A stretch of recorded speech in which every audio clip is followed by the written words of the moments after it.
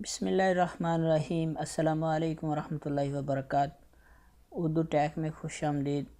मैं आपके साथ एक और नई वीडियो लेके हाज़िर। इस वीडियो में हम आपको MS एक्सेल यानी माइक्रोसॉफ्ट एक्सेल के बारे में, उसका तारुफ, इंट्रोडक्शन और इसका इस्तेमाल क्या है और हम इसे क्यों इस्तेमाल करना चाहिए और इसका कहाँ कहाँ पे इस्तेमाल होता है, इसके बारे में बताएंगे। और इंशाल्लाह आगे आने वाली वीडियोस में पूरा एक्सेल कवर करेंगे और इंशाल्लाह जब आप सारी वीडियोस देखेंगे तो आपको एक्सेल के बारे में कंप्लीट इन्फॉर्मेशन मिल जाएगी। तो MS एक्सेल का मतलब क्या है? एक्सेल माइक्रोसॉफ्ट वर्ड यानी कि माइक्रोसॉफ्ट ने ईजाद किया था माइक्रोसॉफ्ट वर्ड के साथ। अब इसमें स्प्रेड शीट होती है। अब स्प्रेड शीट क्या है? ये स्प्रेड शीट है ये, ठीक है। अब इस सब स्प्रेड शीट में होता क्या है, इसमें हम कोई भी वैल्यू लिखते हैं, नंबर्स लिखते हैं और उनको अलग-अलग करने के लिए एक ये और ये एक वैल्यू, ये सेल है, इसमें कोई नंबर अलग-अलग करने के लिए उन्होंने एक्सेल को मुतारफ़ करवाया। और मैथ यानी रियाजी के बहुत पेचीदा जो भी अमलियात कह लें, उनको कैलकुलेशन करने के लिए, उनके हिसाब किताब के लिए उन्होंने एक्सेल को मुतारफ़ करवाया था। अब एक्सेल का इस्तेमाल ऑफिस में होता है, उसके बाद जो बड़े बड़े अकाउंटेंट एडमिनिस्ट्रेशन के वहाँ पे इस्तेमाल होता है, बैंकों में भी होता है। बैंकों के अपने भी प्रोग्राम होते हैं, लेकिन फिर भी उसके अलावा जो इंफॉर्मेशन क्लर्क होते हैं इंफॉर्मेशन के लिए, उनके पास भी होता है। अब इसमें जो भी डाटा लिखा जाता है ये उनको बड़ी तेज़ी से कैलकुलेट करके उसका हिसाब करके हमें बताता है। तो उसके बारे में कुछ थोड़ा तारुफ हम आपको बताएंगे कि ये सेल है। अब इसकी ये जो नंबर हैं, इनको इसको कहते हैं रो। यहाँ से लेकर जहाँ तक भी ये जा रही है इसे रो कहेंगे और इसे कहते हैं कॉलम। ये ABC ये सारे कॉलम हैं और ये रो है।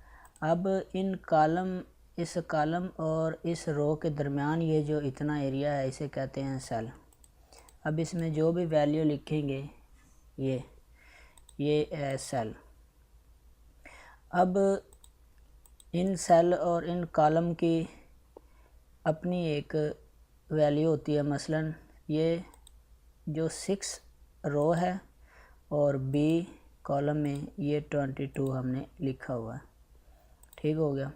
और उसके बाद ये हम इस्तेमाल कर रहे हैं बुक नंबर 3। इसमें बाय डिफ़ॉल्ट 3 बुक्स आती हैं, यानी कि 3 शीट्स आती हैं, शीट 1, शीट 2, शीट 3। तो ये हम शीट 3 में थे। आप और भी शीट क्रिएट कर सकते हैं। ये यहाँ पे आप इंसर्ट वर्कशीट पे क्लिक करें या शिफ्ट प्लस F11 क्लिक करें तो एक नई शीट क्रिएट हो जाएगी। तो मैं यहाँ पे क्लिक करूँगा तो शीट 4, शीट 5, शीट 6, इस तरह से जो शीट्स हैं वो क्रिएट होती जाएंगी। अब आप इनको नंबर्स के साथ नेम भी दे सकते हैं। शीट 1 है, डबल क्लिक करें तो आप अपनी मर्ज़ी के साथ कोई भी नंबर चेंज कर सकते हैं ऐसे।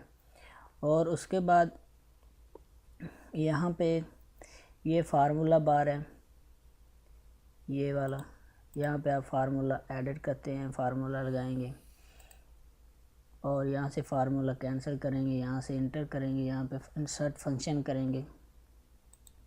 उसके बाद ये नेम बॉक्स है, यहाँ पे कोई भी नेम आएगा। मसलन ये देखिए अभी C5, यानी जो वैल्यू जिस पे हमारा कर्सर होगा वो यहाँ पे बताएगा कि ये अब कर्सर यहाँ पे है। ये देखिए अभी C9 पे चला गया, यहाँ पे क्लिक करूँगा तो D9 पे चला गया। ये हमें यहाँ पे बताता है कि अब आपका कर्सर कहाँ पे है।